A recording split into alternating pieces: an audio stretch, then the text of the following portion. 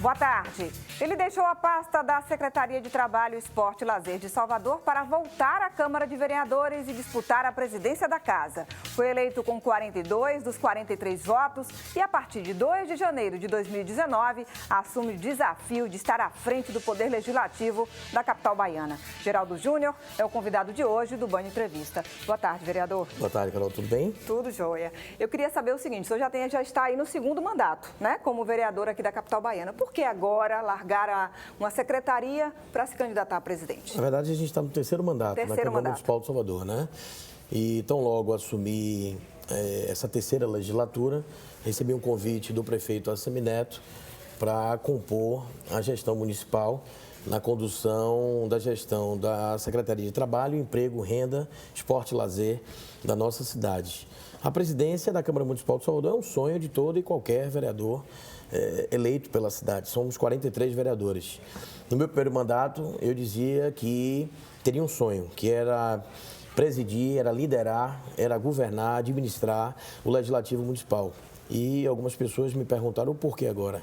A gente costuma dizer que não há uma folha, um fruto que cai da árvore sem o consentimento de Deus. Essa é a nossa oportunidade do próximo biênio, do biênio de 2019 a 2020, mas é muita responsabilidade no processo. Sem dúvida. Agora, a partir do momento que o senhor decidiu voltar para a Câmara e disputar a presidência da Casa, como é que foi essa articulação e como é que ficou a relação com os outros nomes dos vereadores que acabaram também se lançando, como Kiki Bispo, Cláudio Tinoco? Como é que foi essa articulação para conseguir essa maioria dos votos? Com certeza. Tudo na vida é um processo de construção. E nada na vida você consegue construir se você não tiver foco ou determinação daquilo que você deseja buscar ou você almeja num processo da sua vida pessoal, da sua vida profissional, da sua vida política. A construção desse processo dá-se por conta de etapas que eu vivi na minha vida política, desde o primeiro mandato na Câmara Municipal até esse terceiro mandato. Já fui líder de governo na Câmara Municipal, ocupei as melhores e as mais importantes comissões daquela casa. Até a última legislatura, encontrava-se na condição de primeiro vice-presidente daquela época do vereador Paulo Câmara, presidente da Câmara Municipal, eleito nessas eleições como deputado estadual.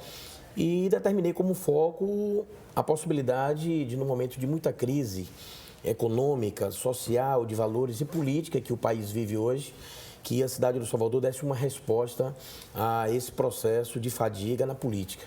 A Câmara Municipal de Salvador consegue construir um processo onde nós fomos aclamados como presidente eleito aí nas últimas semanas aqui na cidade do Salvador, uma chapa de consenso, mas preciso registrar aqui a supremacia, a inteligência e o bom senso que teve os vereadores Kiki Bispo, Cláudio Tinoco e Henrique Carvalhal, quando declinaram da condição de candidatos a presidente da Câmara Municipal de Salvador, e entenderam que o meu projeto não se resumia a um projeto apenas de forma personalíssima do vereador Geraldo Júnior. Era um projeto e um programa político da Câmara Municipal de Salvador, nasceu do seio da Câmara Municipal de Salvador e nós fomos aclamados com o apoio de vereadores da situação e da oposição. Ou seja, às vezes para a população pode parecer que foi uma articulação rápida, mas na verdade não. Já vinha um trabalho anterior já com essa pretensão de sair como candidato. E a relação com os que lançaram os nomes ficou tranquila depois disso? Com certeza, você falou isso aí com muita propriedade. O processo de sedimentação foi um processo rápido. Em menos de 72 horas, nós definimos a eleição da Câmara Municipal de Salvador, mas eu já venho num processo de construção de praticamente quase 2 anos, quando iniciei o meu processo na gestão municipal.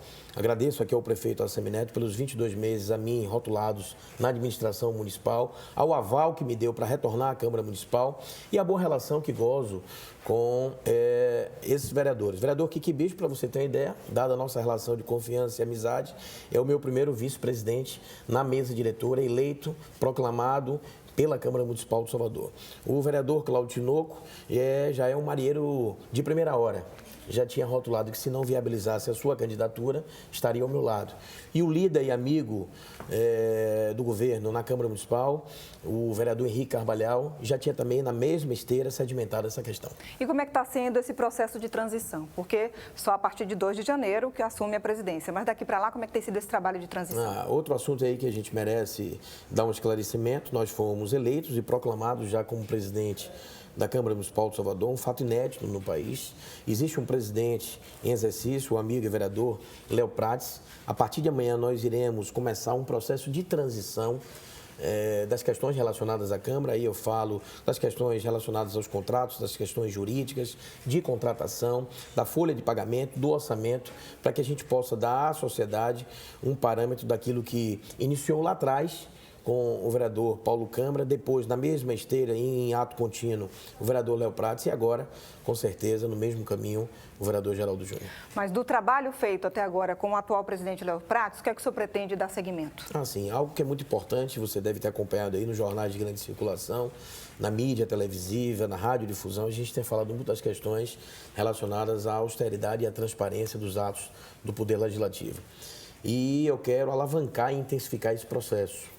Nós precisamos dar uma intitulação à cidade, uma resposta à cidade, que, em sendo a Casa do Povo, nós temos que ter realmente as portas abertas para a sociedade, num processo democrático de direito, onde a população possa se sentir honrada e resgatar a autoestima. Mas isso já não era feito de alguma forma? Já era feito de alguma forma, iniciou-se o vereador Paulo Câmara, trabalhou e intensificou o vereador Léo Prates e eu irei massificar esse processo, num processo de aglutinação e democratização dentro da Câmara Municipal de Salvador. E aí você me pergunta como, Geraldo? Nós vamos intensificar isso através de dois grandes instrumentos que nós temos na Câmara Municipal. A TV Câmara, e vamos dar força e vazão a esse processo com a Rádio Câmara, fazendo com que você, cidadão soteropolitano, possa participar intensificamente desse processo, dando sugestões, fazendo críticas e transformando a nossa cidade. E isso fazendo incentivando uma participação popular mais intensa, talvez? Com certeza, fazendo com que, através desses instrumentos e da participação popular de forma personificada, personalizada, você possa fazer com que a população participe de todas as discussões. Você deve estar aí acompanhando a regulamentação do Uber e dos aplicativos, mas nós temos que ter, e eu digo aqui, em respeito à nossa cidade, em respeito aos vereadores, nós iremos dar vazão à regulamentação do processo dos aplicativos, mas iremos dar, e tem uma preocupação especial, uma respeitabilidade a essa categoria profissional tão importante, que tanto contribuiu e contribui com a nossa cidade, que é a categoria dos taxistas. Esses são alguns projetos polêmicos, né, vereador? E o senhor acha que não falta, ou talvez, uma divulgação maior em relação às audiências públicas para debater com a população projetos como esse? Com certeza. O Léo Prates tem tido essa preocupação e eu vou intensificar esse processo. Eu acho que você falou aí com muita destreza, a divulgação, estabelecer a comunicação com a sociedade, fazer com que a sociedade, através dos portais e no aplicativo existente na Câmara, você possa ter uma participação muito mais célere dentro do processo e um resultado muito mais esperado. Tá certo, a gente vai dar uma pausazinha, vamos para um rápido intervalo e o Band Entrevista volta já.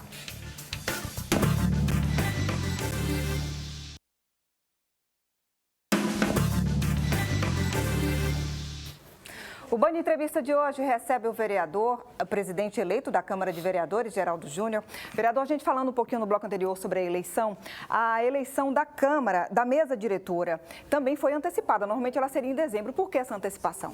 Na verdade, pelo novo regimento da Casa, essa eleição seria no próximo dia 19 de dezembro, mas em função de ser uma chapa única. Uma chapa de consenso, onde, reitero, fomos aclamados pelos vereadores da Casa, independentemente de posição partidária ou ideológica, e por uma decisão soberana do plenário da Câmara, com previsão regimental, nós antecipamos o processo de toda a mesa diretora e, recentemente, tivemos a aprovação aí aclamado pelos vereadores.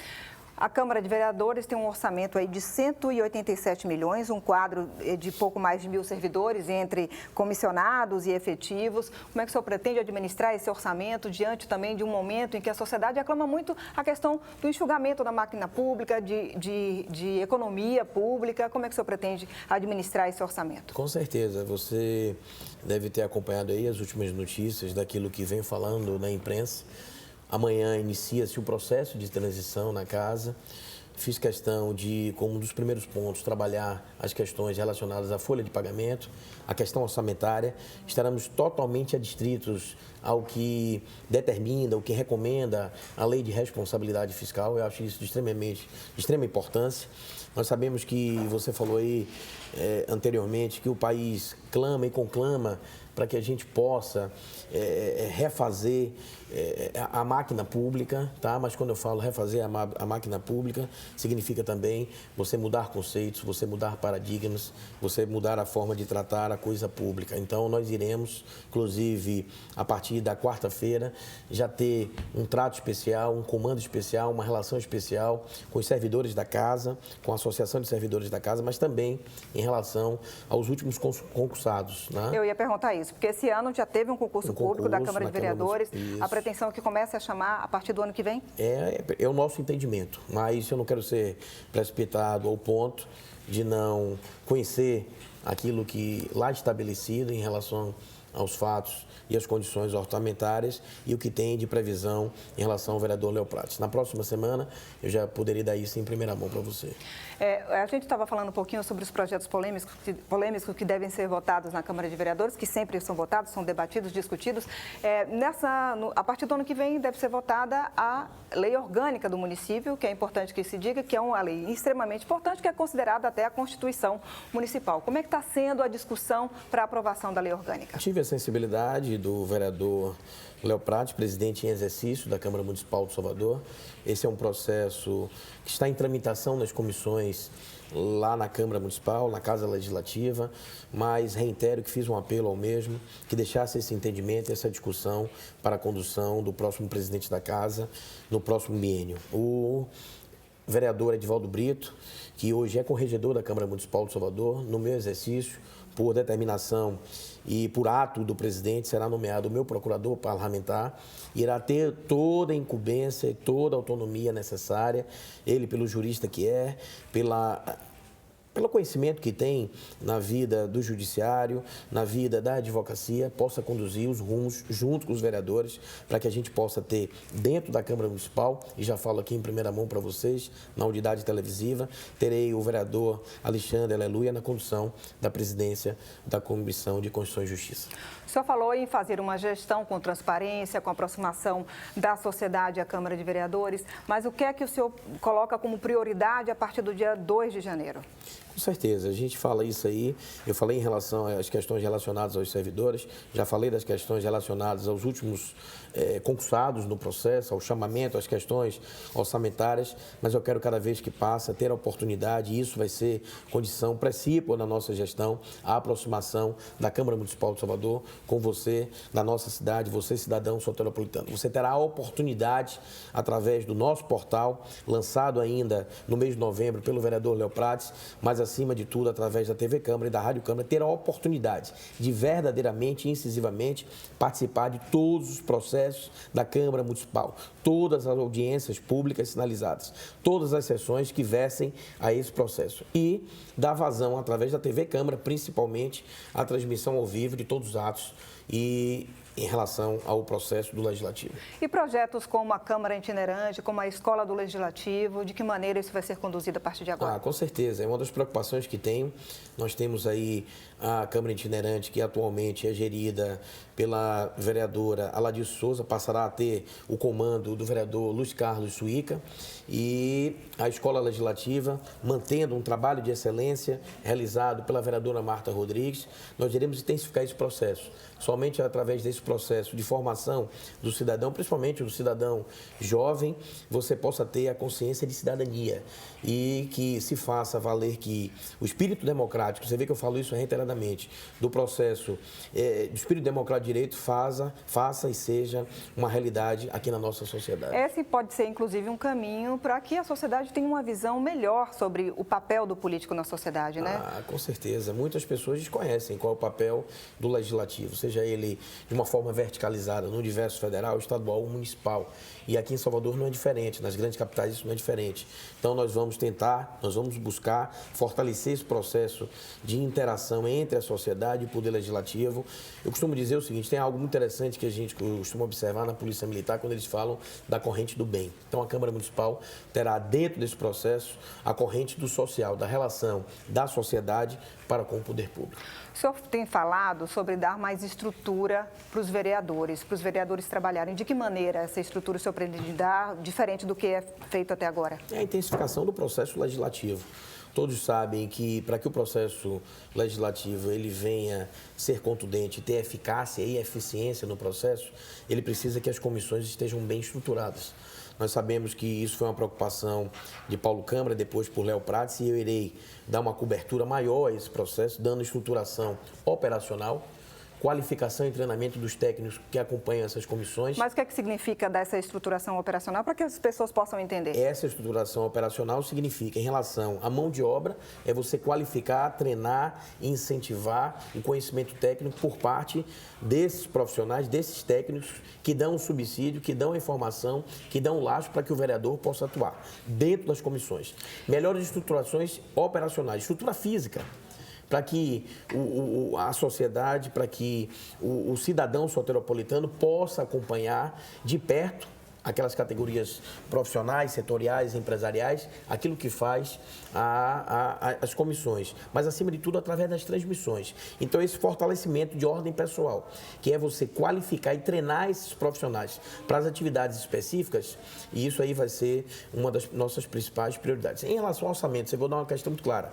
Não existe você ter um assessor na área da comissão de orçamento que não tenha o conhecimento econômico e orçamentário das questões relacionadas ao poder público. Você não pode ter um técnico dentro dessas comissões específicas de extrema importância que não tem esse treinamento. Isso significa fortalecer as comissões também. Fortalecer as comissões, acima de tudo. Essa estruturação física e essa estruturação operacional que a gente quer dar aos vereadores, que nós queremos dar aos vereadores, não se resume apenas à condição de treinamento, qualificação aos vereadores no conceito técnico, mas ao todo o seu entorno, e eu falo especificamente e especialmente em relação às comissões. Mas do que seria diferente do que é feito até hoje? Quais são as dificuldades para que isso realmente seja colocado em prática?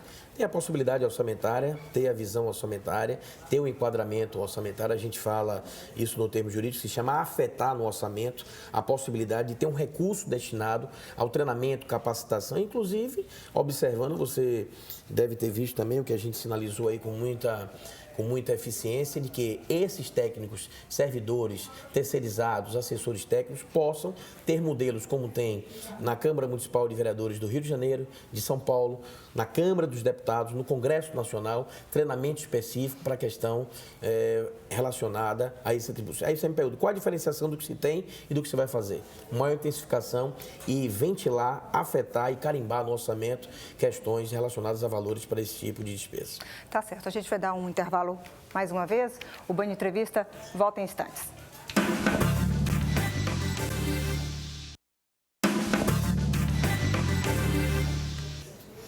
O Band Entrevista deste sábado recebe o vereador e presidente eleito da Câmara de Vereadores, Geraldo Júnior.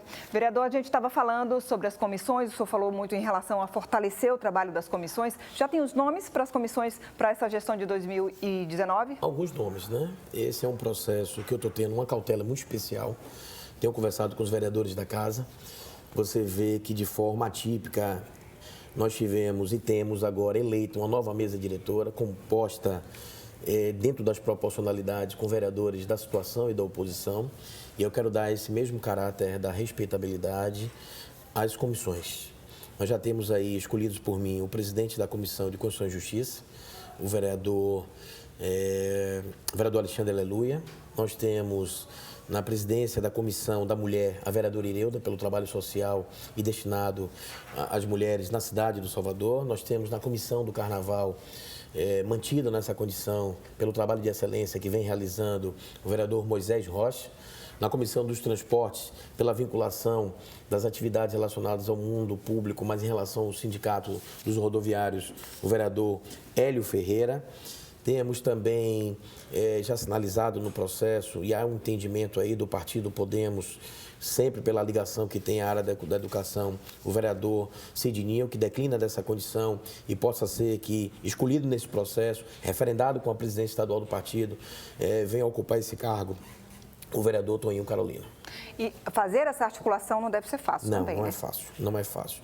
É uma das situações mais complexas, um dos desafios de maior monta de um presidente eleito. É você conseguir formar as comissões, estabelecer as prioridades, linkar as atividades com cada partido e cada atividade relacionada ao vereador e fazer com que esses gestos sejam reconhecidos.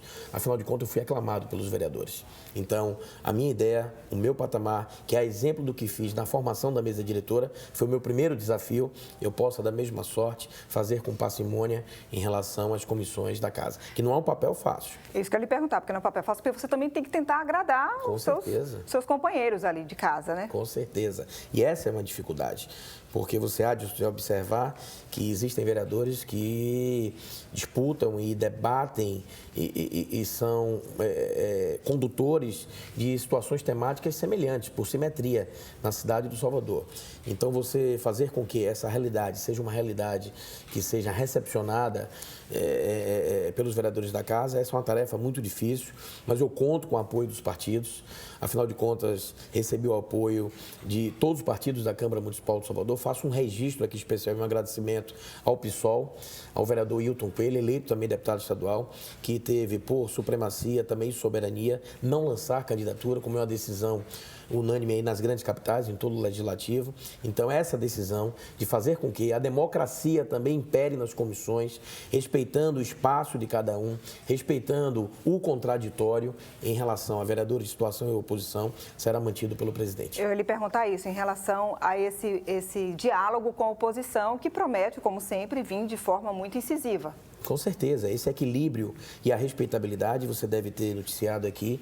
Nós, quando do referendo, do apoio unânime da oposição a esse projeto e a esse processo político de ter apenas uma chapa na Câmara Municipal de Salvador, conduzido pela vereadora Marta Rodrigues, a quem deixo uma recomendação e um abraço especial, ela fez questão de fazer uma exposição de motivos, quando eu digo ela, toda a oposição, onde suscitava pontos de extrema importância. Não discutia cargos, nem posições, mas que tivesse do presidente da casa, do chefe desse colegiado, total transparência, mas acima de tudo sensibilidade para recepcionar assuntos de ordem social e participação de todos. Então a oposição terá o respeito do presidente da Câmara Municipal de Salvador.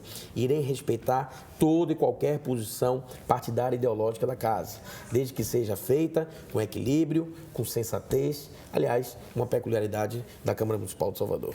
Vamos falar um pouquinho sobre a questão da estrutura da Câmara Municipal, um prédio antigo. Dentro da sua gestão, há um projeto ou há uma pretensão de fazer alguma reforma estrutural? Opa, estou dando aqui a você em primeira mão, aqui na Band, aqui na mídia televisiva, já falei isso na radiodifusão.